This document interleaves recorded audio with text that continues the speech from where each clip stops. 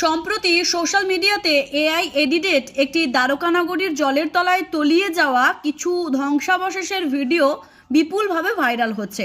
যদিও ওই ভিডিওটি এডিট করা, কিন্তু আসলেই কি দ্বারকানগরী জলের তলায় রয়েছে, বা জলের তলায় কি সত্যিই কৃষ্ণের সেই যদুবংশের যে দ্বারকানগরী ছিল, বা যে বড় বড় মন্দির ছিল বা গৃহ ছিল, সেগুলোকে এখনও রয়েছে, সেই প্রসঙ্গেই আজকের এই ভিডিওটি হতে চলেছে। কেউ ভিডিওটা ছেড়ে যাবেন না, কেননা আপনাদের এই ভিডিওটি দেখা এবং জানা ভীষণ রকম দরকার। প্রতিটি সনাতনীরা টাইমলাইনে এই ভিডিওটাকে শেয়ার করুন, যাতে সবাই জানতে পারে যে এআই এডিটেড ভিডিওটা মানুষের মন কেড়ে নিয়েছে ভগবান শ্রীকৃষ্ণের দ্বারকানগরী, সেই নগরী কি এখনো বর্তমানে উপস্থিত রয়েছে, বা সেই নগরীর কি অস্তিত্ব আগে ছিল।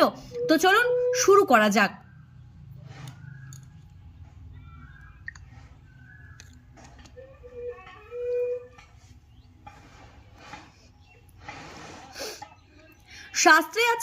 শাস্ত্রে আছে ভগবান শ্রীকৃষ্ণ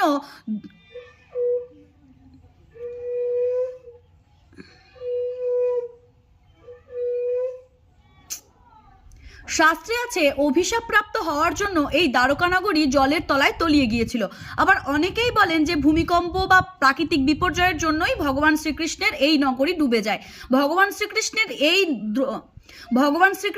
এই দ্বারকানগরী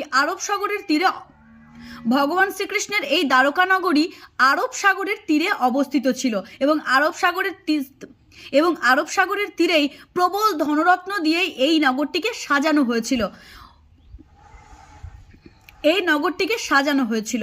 লোকমুখে শোনা যায় যে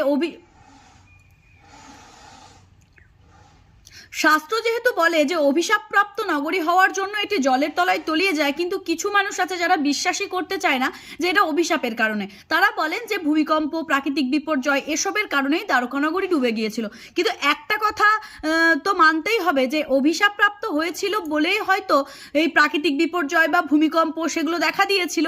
তো আমরা যারা ধর্ম মানি বা আমরা যারা শাস্ত্র মানি, তাদের কাছে এটা সত্যিই একটি অলৌকিক ঘটনা বা দিব্য ঘটনা, যা এখনো পর্যন্ত অস্তিত্ব রয়েছে।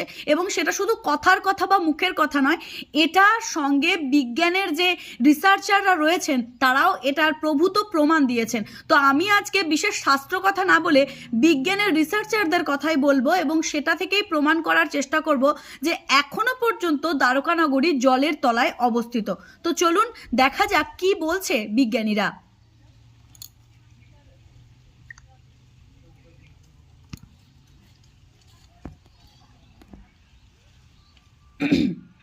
1930-এর দশকে হীরানন্দ শাস্ত্রীর নেতৃত্বে দ্বারকা